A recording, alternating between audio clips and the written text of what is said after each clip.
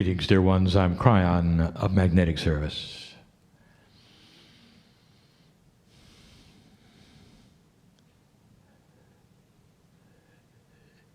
Congratulations to all of those listening who have stopped what I would call the chatter and put that which is the three-dimensional reality behind you.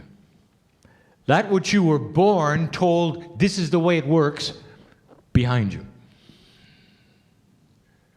And instead have accepted something that is beyond what you were taught. That there is a Creator who loves you. Who loves you. And that this Creator is part of your actual makeup. At the cellular level, God is inside. So much is this obvious to some of you that you would even greet each other with a symbol, a motion. The God in me greets the God in you.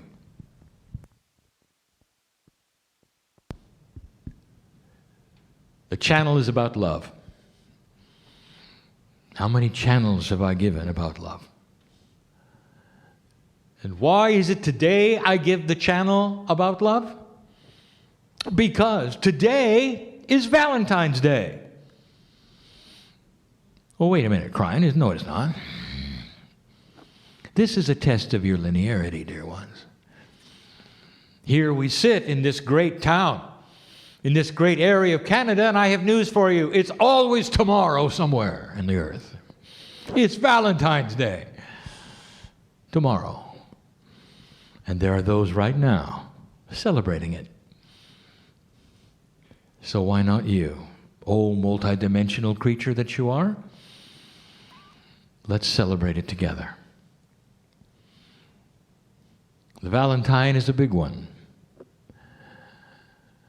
All-encompassing, as big as the universe, and bigger. If God is the creator of multiverses, which are many universes, the vastness of yours is a small part of the whole. Beyond comprehension to all humanity is how big it is. For your own visualization, it's a heart. The symbol of love for humanity. This is a Valentine message from the Creator to you. We've spoken of love before. There are languages on this planet which have multiple names for love. And the names would represent the kinds of love that there are. The love of God is always one of them. The love of a mother for a child for the parents. The love of you for an animal, for instance. The love of human to human. It varies so greatly, and yet somehow it's the same, is it not? There are attributes of all of these types of love that are the same. Years ago, I talked about the 4 attributes of love. I will list them yet again for those who have not heard them. And this is the kind of love that we speak of. That involves humans to humans, God to human, human to God. It's the kind of love that I speak of now that comes to you from the great central source, the creation. The creation source. We have said in the past a profound physics attribute that the space between the electron and the nucleus is pure love. And this was a metaphor that says that the greatest energy on the planet is quantum, called love, and it is everywhere. everywhere. You don't have to look for it, you see. It exists in the atomic structure of everything that is. It is the basic building block of all that is, including the consciousness of the human being. It is intuitive and beautiful.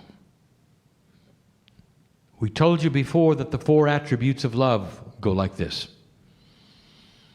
Love is quiet.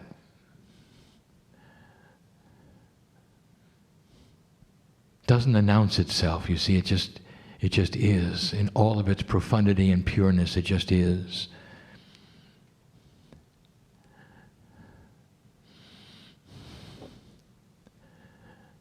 Is this beautiful? To know that you don't have to activate it? If you can stop the chatter, you can feel it, you can hear it. Is it possible that the Creator loves you?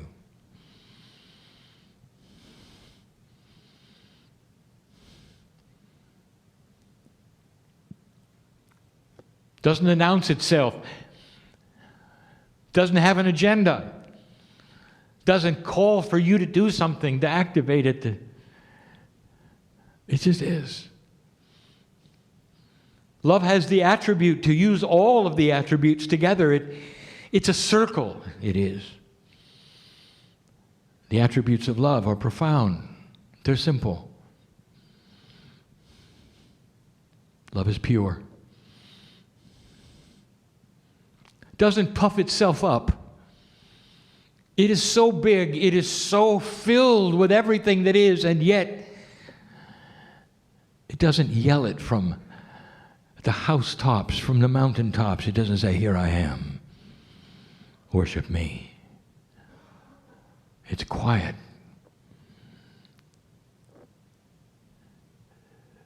Four attributes of love are easy to talk about. Harder to put into practice. And we could leave it at that. But we're not going to. There are some what I will call love assumptions that I would like to talk about. And they have to do with humanity. If Valentine's Day is one that talks about the love of one for another, this is the love of God for you. And there are some attributes we'd like to speak to you about, dear ones.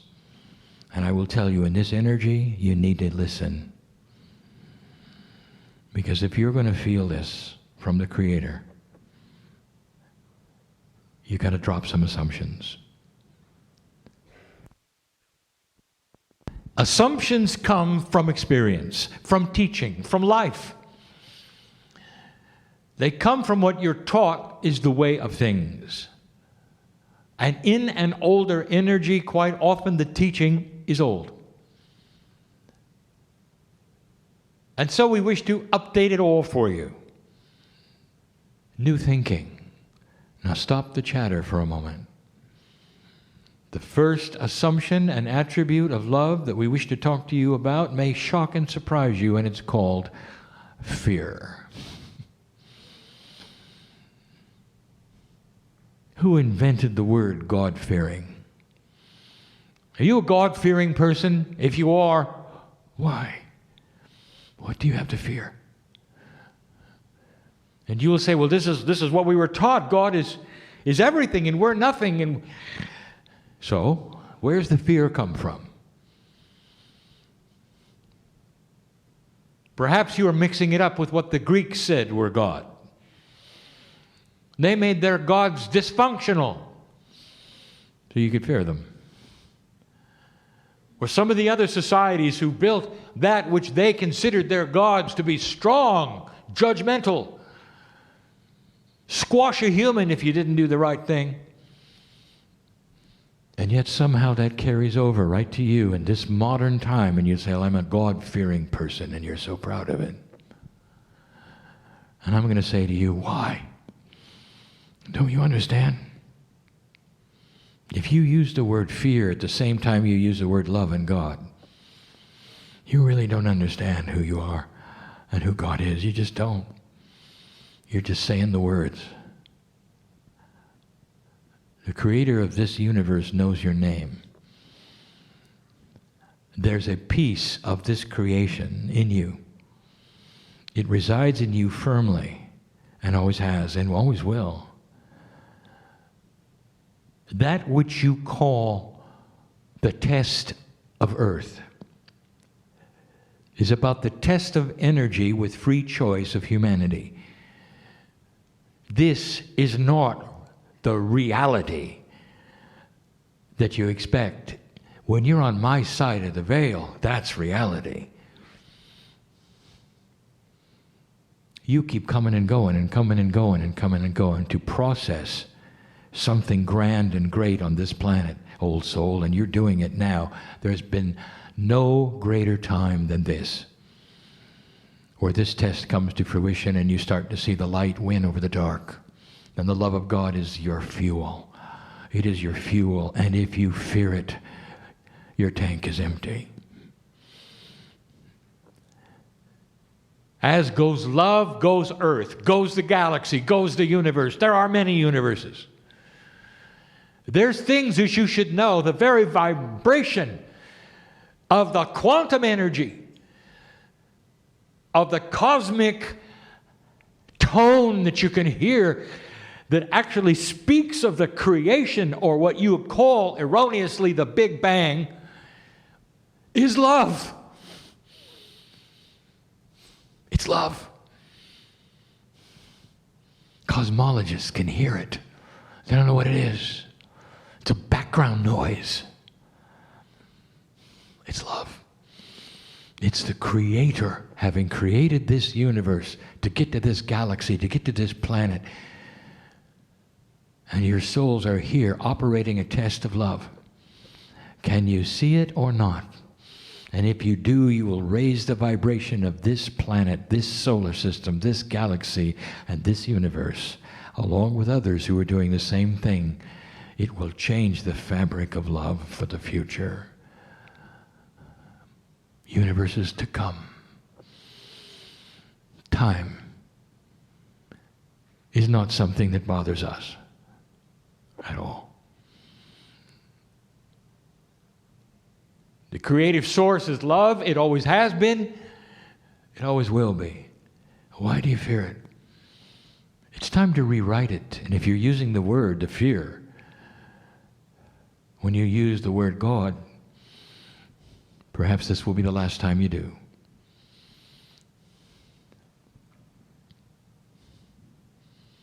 There's another assumption, size. You're small, God is big. And when you sit and look at the cosmos, even with your own naked eye, it's overwhelming, overwhelming. If you were to be so fortunate as to study the cosmos and call yourself an astronomer, it is so vast and so amazing that almost every astronomer knows deep down inside, life is everywhere. Ask an astronomer the odds that it wouldn't be, and stand back for an answer you didn't expect. Astronomers know that the odds of life have to be that it's everywhere. You look at the non-visible universe, that which you cannot see with your eyes, that which you can only sense with instruments, and it's vaster than you ever thought. As big as your galaxy is, to think of billions of others boggles that which you would call your sensory perception of reality.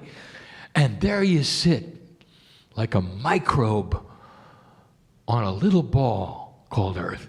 So small. God is so big to have created everything. Therefore, the assumption goes, God doesn't know you. Therefore, you've got to shout louder to be heard. Therefore, therefore, therefore. And it isn't true. You got to drop the logic for a minute. The smallness that you believe that you are compared to the largeness which is the universe is immaterial when it comes to love. Love is bigger than this. Dear ones, your soul is as big as anything that exists. That which your soul is, which you paint some picture of,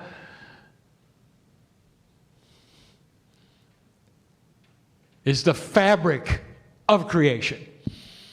There's a finite number of souls. And some of them are here. And some of them are somewhere else. Known by God you are. Doesn't matter how small you think you are. That's a bias. Don't assume that you're tiny little cog in the machine when you're known by God, the creator of the universe, the lover of all humanity. You echo that which is creation on this Valentine's Day. You're part of the greatest heart that has ever beat, which is the Creator's.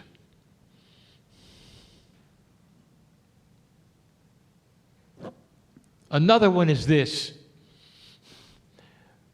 Do any of you understand that the minute you bow down and worship God, you're worshiping yourself? How does it feel? Is it natural? And the answer is no. You would never do that. I want you to look at this differently. The creative source does not want to be worshipped. Did you hear me? We want to be loved back. It's different. It's different than groveling or seeing yourself as nothing or climbing stairs or whipping yourself so that blood appears so somehow we'll pay attention to you. Do you understand? All we want is to be loved back. Do you know what happens when you love us back? A connection happens. That is the oil that lubricates your enlightenment. Were you aware of that? The oil that lubricates your enlightenment is the love connection to the other side of the veil. Don't worship us. Love us. It's a big, big difference. You have so many on this planet giving you the advice on what God wants, not understanding or knowing what God wants. It's all biased in what humans think God wants. And it isn't the truth. We don't care which way you face. We don't care if you bow or stand. Love is everywhere. We love you to your last breath and then beyond. And when that's over, and 3 days later when your soul appears and the celebration begins, all you see is love. All you hear is the music of the strings of love. And then you're home, and that's reality. This is not. This is being human. To you, it's everything at the moment. And it is because you have before you a test of energy that you've never had before that is such a grand scale you cannot even believe it. What you do here on this planet next, old soul, is going to affect universes someday to follow.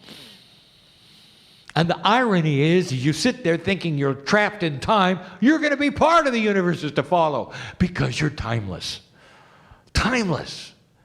As pieces of God that you are, you'll always be, and you always will, and you always have been. Hard for you to imagine such a thing. Pieces and parts of your soul are other places right now. They're parts of you. You didn't really understand that. We've told you that before, dear ones.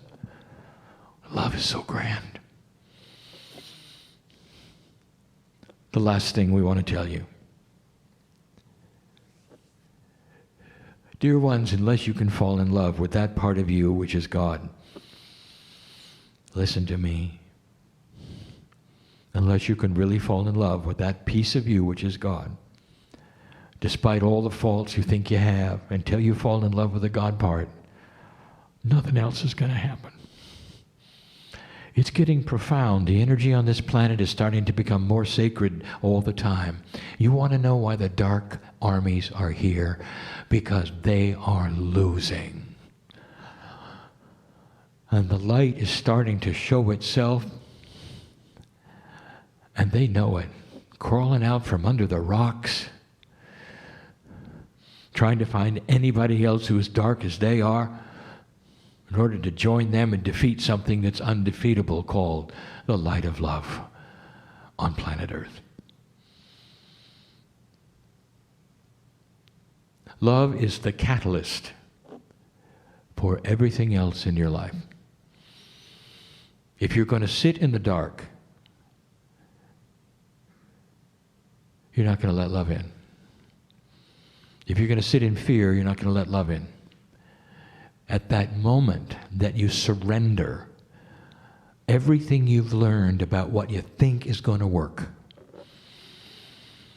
and let the walls come down, the love of God comes in, and it is the catalyst for everything. It is the catalyst for healing, life's purpose, joy, celebration, peace, a good night's sleep.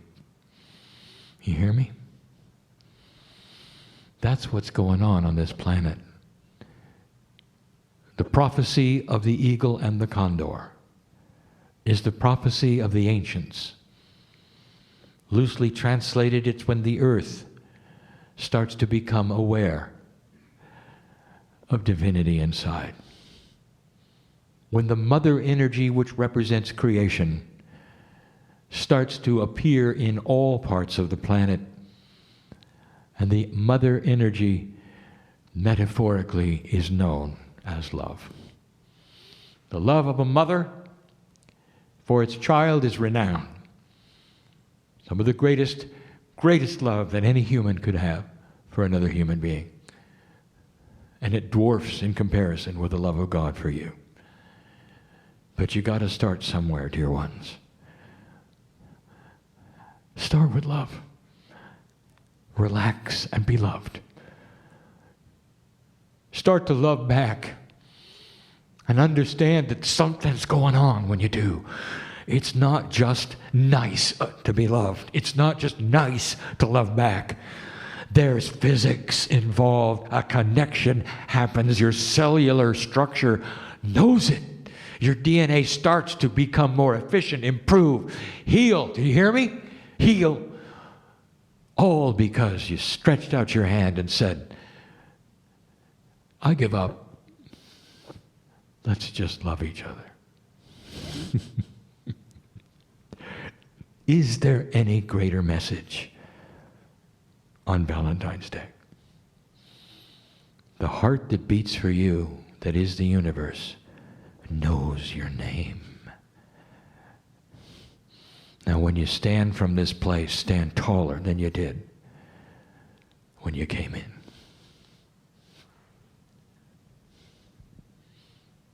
I love you. And so it is.